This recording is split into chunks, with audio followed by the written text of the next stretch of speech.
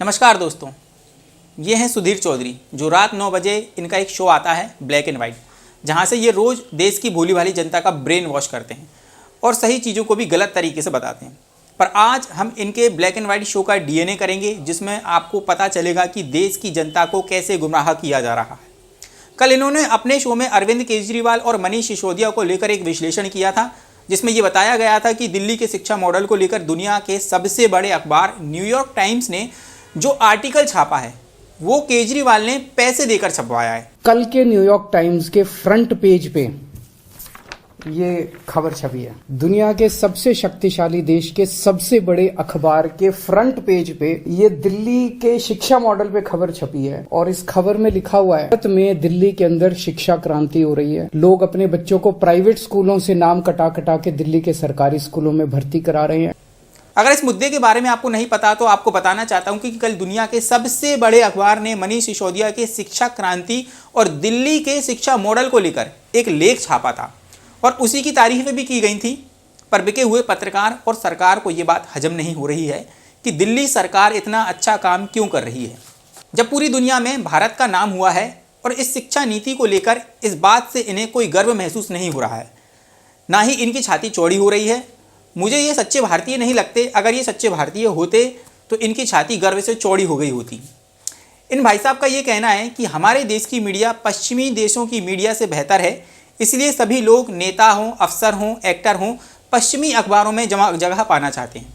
अगर हमारे देश की मीडिया निष्पक्ष होती तो न्यूयॉर्क टाइम्स में छपी इस न्यूज़ को अपने चैनलों पर कवर करती, पर ना तो भारतीय मीडिया ने इसे कवर किया और ना ही किसी अखबार में इसे प्रसारित किया गया है।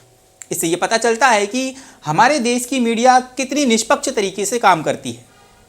आप याद कीजिए और मुझे बताइए कि पिछली बार भारतीय मीडिया ने एक राजनीतिक पार्टी जो कि सत्ता में है उसके खिलाफ कब बोला था। ये ऐसे पत्रकार हैं जो सब्सिडी बंद करने के भी आप लोगों को फायदे ही गिनाएंगे। आगे सुधीर चौधरी का कहना है कि हम हमारे देश की मीडिया पर भरोसा करें, पत्रकारों पर भरोसा करें। अब आप बताइए कैसे भरोसा करें, कैसे विश्वास करें जब हमारे देश की मीडिया और पत्रकार किसी राजनीतिक पार्टी के हाथों बिक गए हैं। अपने मीडिया पर भरोसा करना सीखिए। हमारे अपने देश में बहुत सारे विश्वसनीय न्यूज़ चैनल हैं, बहुत सारे विश्वसनीय अखबार हैं, बहुत सारे विश्वसनीय पत्रकार हैं, उन पर भरोसा करना सीखिए। चौधरी साहब का कहना है कि न्यूयॉर्क टाइम्स में छपा लेख कलम में शहद लगा करके छापा गया था, इसलिए उसमें सिर्फ तारीफ छपी गई है, कोई खामियां नहीं छापी गई है। इस आर्टिकल में आप समझ लीजिए कि कलम को शहद में डुबोकर ये आर्टिकल लिखा गया है। इसमें शहद ही शहद है, इतना मीठा है ये आर्टिकल कि पढ़ने के बाद शायद डायबिटीज ना हो जाए। एक जगह भी लिखने वाले ने कोई सवाल नहीं उठाया, एक जगह भी उसने कोई कहीं ये नहीं कहा कि नहीं अभी और भी आगे इसमें सुधार की गुंजाइश। इस हिसाब से देखा जाए तो हमारे देश की मीडिया भी जुबान में शहद लगा के न्यूज़ सुनाती है, इसलिए उन्हें भी सरकार की सिर्फ अच्छाई ही नज़र आती है, उसमें कोई खामियां नज़र नहीं आती हैं। चौधरी साहब का यह भी कहना है कि ये खबर विदेशी अखबार में पैसे देकर छपाई गई है। नेगेटिव है। इस मुद्दे पर बीजेपी की तरफ से भी गंभीर आरोप लगाए गए हैं और कहा गया है कि आम आदमी पार्टी ने पैसा देकर ये लेख इन अंतर्राष्ट्रीय अखबारों में छपवाए गए हैं, यानी ये एक पेड न्यूज है।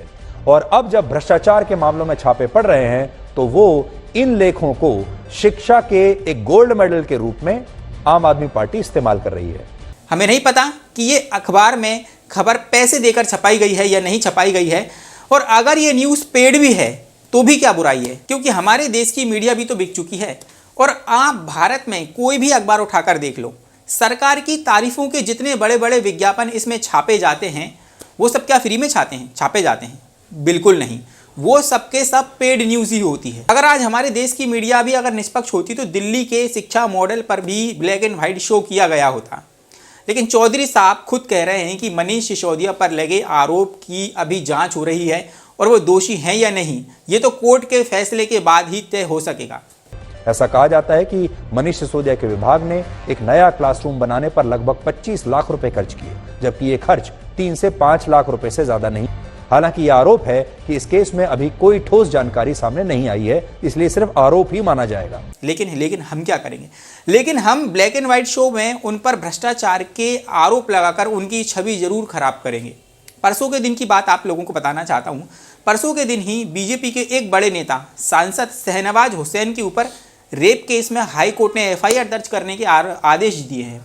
उन पर एक महिला के साथ रेप करने का आरोप लगाया गया है, लेकिन इसके ऊपर चौधरी साहब ने कोई भी ब्लैक एंड व्हाइट शो नहीं किया। अब आप समझ जाइए कि कैसे आप लोगों को बेवकूफ़ बनाया जा रहा है और देश की जनता का ब्रेन वॉश किया जा रहा है, जिससे आपको हकीकत का पता ही ना चल पाए।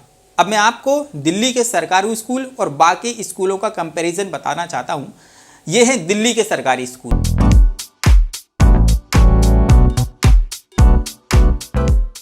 लाइब्रेरी थी, उसी में लैब थी और एक तरीके से देखा जाए तो कुछ नहीं था। लैब बना दी गई है, प्रिंसिपल का रूम बना दिया गया है, क्लासरूम्स बना दी गई हैं और इसके साथ साथ पीछे जो लोगों ने जगह कब्जा। और ये हैं बाकी राज्यों के सरकारी स्कूलों की हालत। मैं पता जा रहा हूँ, स्कूल खुल गए, घर में सो गया है, हमें हाजिरी बनाने आता है इस स्कूल में। मुझे एक भी बच्चा नहीं है। बच्चे से पूछेंगे क्यों नहीं इस स्कूल में पढ़ने आते आप लोग? अब स्कूल में क्यों ना पढ़ने आते हैं भाई? क्यों पढ़ने तो पढ़ाते नहीं है, लेकिन करने भी बहुत तकलीफ होते हैं। और पानी का व्यवस्था क्या होता है? पानी वहाँ बहुत दूर जाने पड़ता है। और इधर देखा कैमरा मैन, इधर आ रहा हूँ, देखिए कि इस स्कूल में लैट्रिन का व्यवस्था नहीं है। क्यों नहीं है? ये बता रहा हूँ कि इस स्कूल में लैट्रिन का व्यवस्था करना चाहिए। क्या कर रहा है सरकार? ये देखिए क्या क्या है लैट्रिन में। अब देखिए यह है लैट्रिन, कैसा है? स्वच्छ भारत अभी चल रहा है अभियान, तो कैसा है स्कूल है? बच्चे को बाहर भेजते हैं, कैसा है? स्वच्छ भारत किसा कहते हैं हमें? देखिए पानी पीने व्यवस्था कहाँ आते हैं बच्चे लोग? यह देखिए जंगल है। तो अब आप सोचिए और ध्यान कीजिए कि कौन सी मीडिया आपके लिए अच्छी है और कौन सी मीडिया आपके लिए बुरी है। ये आपको तय करना है।